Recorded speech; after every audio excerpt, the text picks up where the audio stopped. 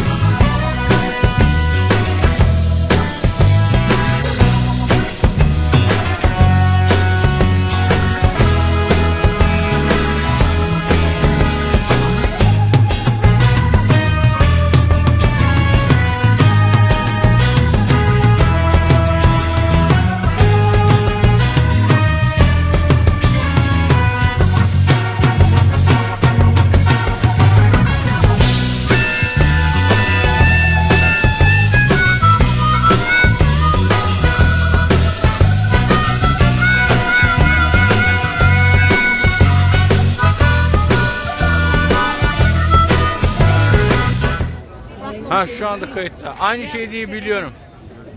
Merhaba Ahmetciğim, nasılsın? Teşekkür ederim, ben de iyiyim. Sizler de iyi misiniz? Sağ olun. Neyse, bu da sakızlı dondurma hatırası olsun. Dedikodu yapıyorlar. Neresi? Kuzeybatı, Washington. Tam Kuzeybatı. Nesi meşhurdu abi? Çekiyor mu acaba? Künefesi. Yok. Seattle künefesi. Yapamıyorlar da. Yapamıyorlar da. Var da yapamıyorlar. Bak var. Somon küme. Nasıl yeniyor? Ne şekil? Salataya Kuru mı kuru. konuluyor?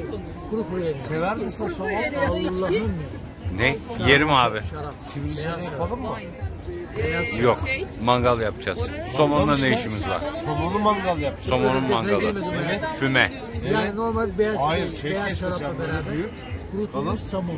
Dur, konular 80 tane burada. 80 konu oldu burada.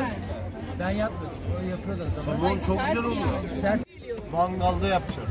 Ne zaman? Korkunçlu geliyor o biraz. He? O biraz korkunçlu geliyor. Korkunçlu. Tiplerine bak ya. Ay ne kibar. Lorel'le Hardy misiniz? Nesiniz anlamadım ki. Sen nerede şeyde mi diyorsun? Sivrice'de mi diyorsun? Kayıt dışıysa konuşabilirim. Kayıt alıyorsa konuşabilirim.